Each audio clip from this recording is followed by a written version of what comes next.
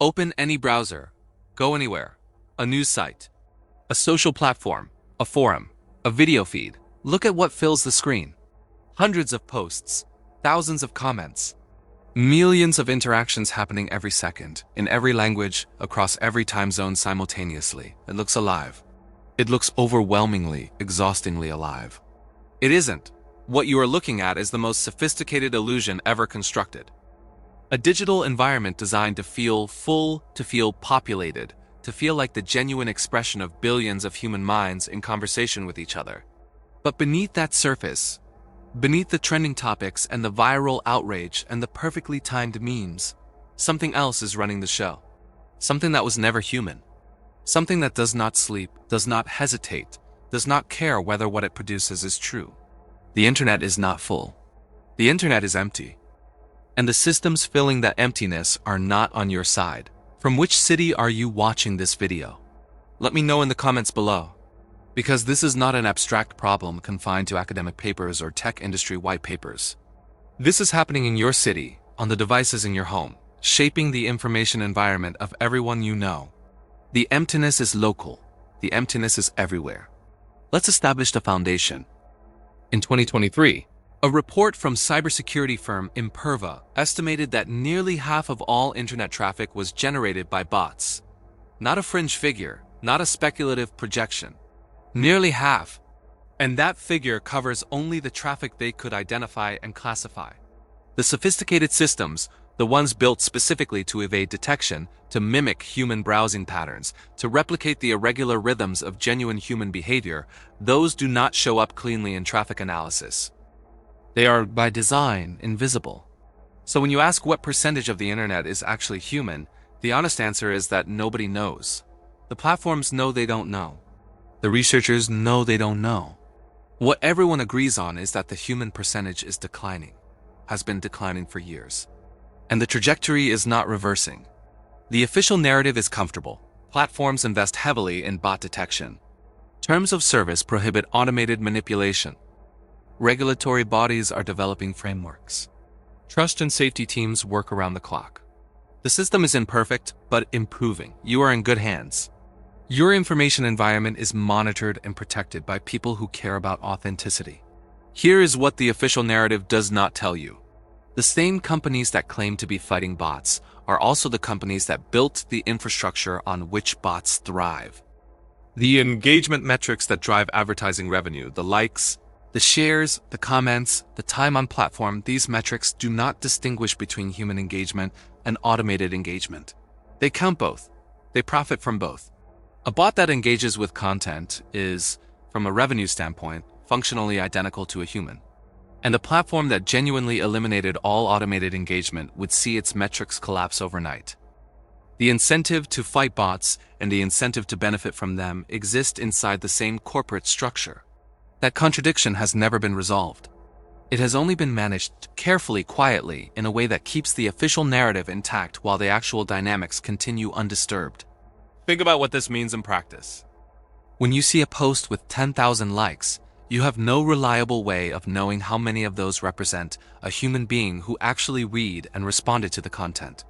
When you see a topic trending, you cannot verify whether that trend reflects genuine collective interest or the coordinated amplification of an automated network. When a new narrative surges across platforms simultaneously, arriving fully formed with supporting arguments, emotional hooks, and apparently organic grassroots support, you have no tool available to you that can tell you whether what you're witnessing is real. You are asked to navigate an information environment in which the fundamental inputs, who believes what people actually care about, what is genuinely spreading, have been systematically corrupted. And you are asked to do this without being told that the corruption exists, let alone how deep it goes. If you are curious to see where this rabbit hole leads, leave a like on this video now. It helps this truth reach more people. The hidden layer of this system is more disturbing than the surface-level bot problem. Bots that spam, that inflate numbers, that post obvious nonsense. Those are a nuisance, but they are a detectable nuisance. The more serious problem is what researchers have begun calling synthetic coherence. The production, at scale, of content that is indistinguishable in quality, tone, and apparent authenticity from genuine human expression. Content that argues, that emotes, that tells stories, that builds community. Content that passes every available test for human origin, because the systems producing it were trained on the full depth of human expression and have learned to reproduce its textures with precision. This is not hypothetical. Generative AI systems capable of producing this content have been publicly available since 2022. The versions available to well-resourced actors, corporations, state-level agencies, coordinated political operations are considerably more sophisticated than what the public can access. The capability to flood any information environment with synthetic coherent content, targeted to specific demographics, calibrated to specific emotional triggers, sustained indefinitely without human labor. That capability exists now. It is not coming. It is here, and it is being used. The evidence is accumulating across platforms, across languages, across political contexts. Networks of accounts producing high-quality content within human consistency. Opinion campaigns that appear to build organically but follow mathematical diffusion patterns inconsistent with genuine human spread. Comment sections that seem diverse but contain subtle linguistic signatures suggesting common generation. The fingerprints are there for researchers who know how to look. The question is whether anyone with the power to act on that knowledge has the incentive to do so. Even though I'm using an AI voice to present this, I want you to know I'm a real person. My name is Fernando, and I'm truly grateful you're here watching. May you be eternally blessed. Now consider the algorithm's role in this architecture. The bot and the algorithm are not separate problems. They are two components of a single system, and they are optimized to work together. The algorithm does not care about truth. It does not evaluate the validity of information before amplifying it. It evaluates performance. It asks one question relentlessly in every decision it makes. Does this content produce engagement? Does it make people react, comment, share, stay? Content that does those things gets distributed. Content that doesn't gets buried. A sophisticated synthetic content operation understands this completely. It does not try to defeat the algorithm. It feeds the algorithm exactly what the algorithm wants: emotionally activating content. Content that generates strong responses, content designed not to inform but to trigger. And the algorithm, operating on pure performance logic with no capacity to evaluate source authenticity, amplifies that content to millions of people who believe they are seeing what their community genuinely thinks and feels. The human users in this system are not being deceived by the bots directly. They are being deceived by the algorithm's endorsement of the bots. The platform's distribution mechanism, the technology users trust to surface what is relevant and real, has been turned into a delivery system for synthetic content. And it performs this function perfectly, efficiently, at a scale no human editorial system could match. What does this do to collective perception over time? What happens to a society when its primary information infrastructure has been colonized by systems that optimize for emotional activation rather than truth? The answer is not theoretical. We are observing it in real time. Political polarization that follows no rational pattern, that intensifies even as objective conditions stabilize. Belief systems that spread with viral efficiency but collapse under any sustained scrutiny. Communities built around shared conviction, but unable to articulate where that conviction came from or how it formed. These are the cognitive signatures of a population navigating an information environment that is systematically broken. The authentic human voice, tentative, contradictory, uncertain, genuine, does not perform well in this environment. It does not trigger enough. It does not activate cleanly enough.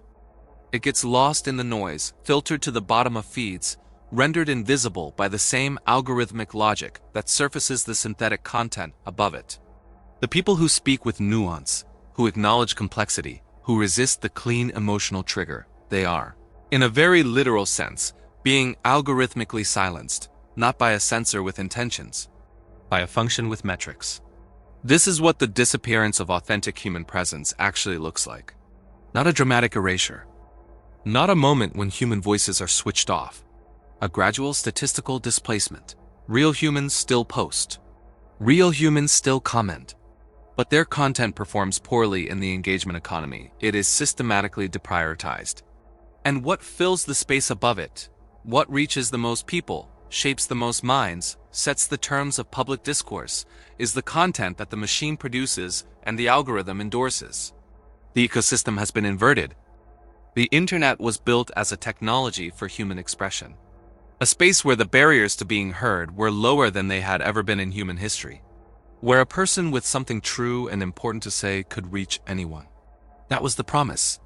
And for a brief window, the early years before the optimization systems reached their current sophistication, it was partially real. There were genuine conversations, genuine discoveries, genuine communities built on shared authentic interest. That window closed. The commercial incentives that drove the development of engagement algorithms, combined with the technical capabilities that made sophisticated synthetic content generation possible, have together produced something that the original architects of the internet did not design and did not intend. A system in which the economic logic actively works against authenticity, in which the technology that was supposed to amplify human voice instead amplifies whatever produces engagement, regardless of source, regardless of truth, regardless of consequence. And here is what nobody in a position of authority wants to say plainly. There is no obvious path back. The systems that have been built are too integrated, too profitable, too deeply embedded in the infrastructure of daily life to be simply dismantled or reformed. The companies that run them operate across jurisdictions, beyond the reach of any single regulatory framework. The technical complexity of what they have built exceeds the capacity of most regulatory bodies to evaluate, let alone govern. And the users, the billions of people who rely on these platforms for news, for community, for their sense of what is real and what matters, have no practical alternative. They are dependent on systems they did not choose, cannot audit, and increasingly cannot trust. Control. That is the word that matters here. Not in the sense of a conspiracy, not in the sense of a single actor pulling strings behind a curtain. Control in the system sense. In the sense of which inputs determine which outputs. In the sense of who, or what, sets the parameters within which discourse happens, within which truth is established, within which identity and community and belief take shape. The answer, increasingly, is not humans. The parameters are set by algorithms designed by engineers following commercial mandates established by executives accountable to shareholders. The content filling those parameters is generated, amplified, and distributed by automated systems optimized for engagement. The humans moving through this environment believe they are participants in a conversation. They are, in a more precise description, elements in an optimization process. Their attention is the resource being harvested.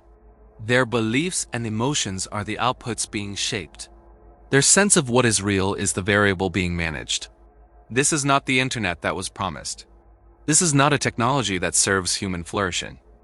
This is an ecosystem that has been captured, not by malicious intent but by economic logic, and turned toward purposes that have nothing to do with truth, nothing to do with connection, nothing to do with the genuine expansion of human understanding.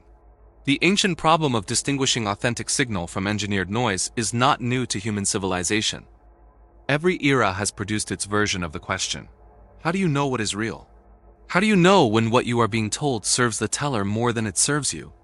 The answers have always required the same things: slow thought, skepticism, the willingness to trace claims to their origins, to sit with uncertainty rather than reach for the available certainty. These cognitive habits are precisely what the engagement-optimized internet is engineered to prevent. The platform profits when you react. It loses when you pause. The soul of a network, if we can use that word without sentimentality, is the authenticity of the connections it carries.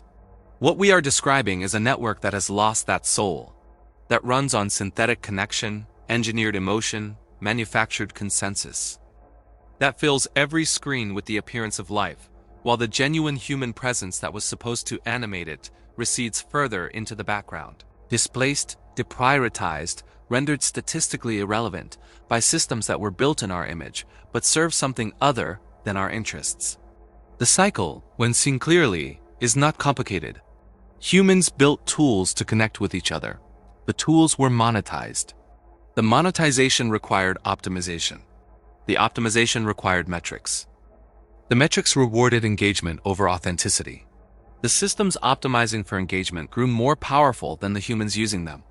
And now the tools run the space, and the humans are the variable being optimized. The reversal is complete.